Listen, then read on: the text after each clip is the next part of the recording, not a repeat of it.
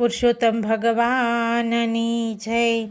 આજે પુરુષોત્તમ માસના 7મા દિવસે આપણે કોયલ અને કોકિલની વાર્તા સાંભળશું। તો એક નદી હતી, નદી કાંઠે આંબાની ઘેરી ઘટા, એક આંબા ઉપર એક કોયલ અને એક કોકિલ રહે।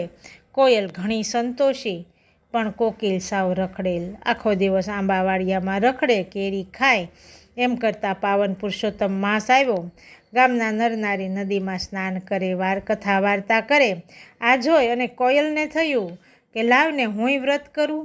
એણે કોકિલને વાત કરી, પણ રખડેલ કોકિલે ઉપવાસનું નામ પડતાં જ મોઢું બગાડ્યું ને તો બોલ્યો કે તું તારે ઉપવાસ કર અને ભૂખે મર, મારે કાંઈ એવું કરવું નથી। હું તો એના આંબા ડાળે ઝૂલીશ અને પાકી પાકી કેરીઓ ખાઈશ।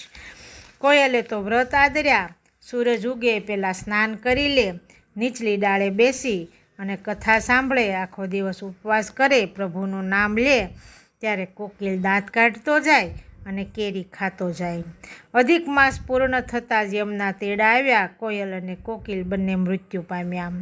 હવે આ વ્રતના પ્રભાવે કોયલ છે ને એ રાજાની કુંવરી તરીકે જન્મી અને કોકિલ છે એ રાજાનો બકરો બન્યો।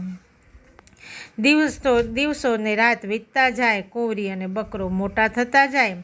કુંવરીને બકરા ઉપર હેત ઘણું, એટલે બકરાને રમાડે, જમાડે, નવરાવે, ધોવડાવે, રાતે પોતાના પડખંડમાં સૂવરાવે।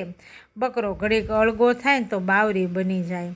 આમ કરતાં વર્ષો વીત્યા અને કુંવરી મોટી થઈ। હવે નવા નગરના રાજકુંવર સાથે એના લગ્ન થયા।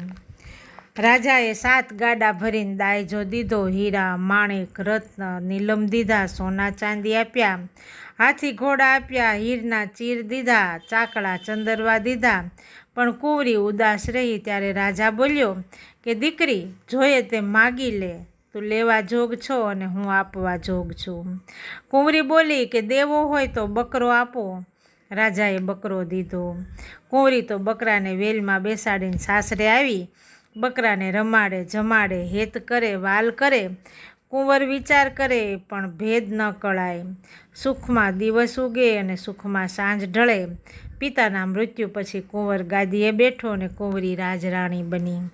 એક દિવસની વાત છે, અમૃત માસના પ્રથમ દિવસે કુંવરી પતિ સાથે નદીએ નાહવા ગઈ। નાઈને પાછી આવી ત્યારે બકરાને વાચા ફૂટી અને એ બોલ્યો કે તમે નમ્યા, અમે રમ્યા જમ્યા, બોલો કોયલબાઈ ઈચ્છાવર પામ્યા। આ શબ્દ સાંભળતા કુંવરીને પોતાનો પૂર્વજન્મ યાદ આવી ગયો ને બોલી, ફટ રે ભૂંડા, ફટ ખાવધરા, તે તજ્યો અમૃત માસ, અમે ડાળે ઝૂલ્યા, કેરીઓ જમ્યા, અમે પામ્યા રાણીવાસ। કુંવરની પાછળ આવતા પતિએ આ શબ્દો સાંભળ્યા, એના અચરજનો પાર ન રહ્યો। બીજા દિવસે દરબારમાં જઈ અને આ શબ્દો બોલ્યો અને કહ્યું કે આનો ભેદ કોઈ શોધી લાવો।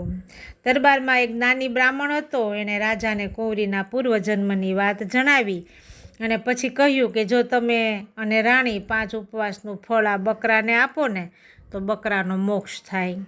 રાજા રાણીએ 5 ઉપવાસ કર્યા, પછી હાથમાં જળ લઈ સંકલ્પ કરી ઉપવાસનું ફળ બકરાને આપ્યું। તત્કાળ બકરાનો દેહ પડી ગયો અને એમાંથી એક દિવ્ય પુરુષ પ્રગટ થયો। સ્વર્ગથી વિમાન આવ્યું, એ દિવ્ય પુરુષ વિમાનમાં ચડી અને ધામમાં ગયો। હે પુરુષોત્તમ રાય, તમે જેવા કોયલને ફળ્યા એવા ભાવથી વ્રત કરનાર જીવ માત્રને ફળજો। બોલો પુરુષોત્તમ ભગવાનની જય।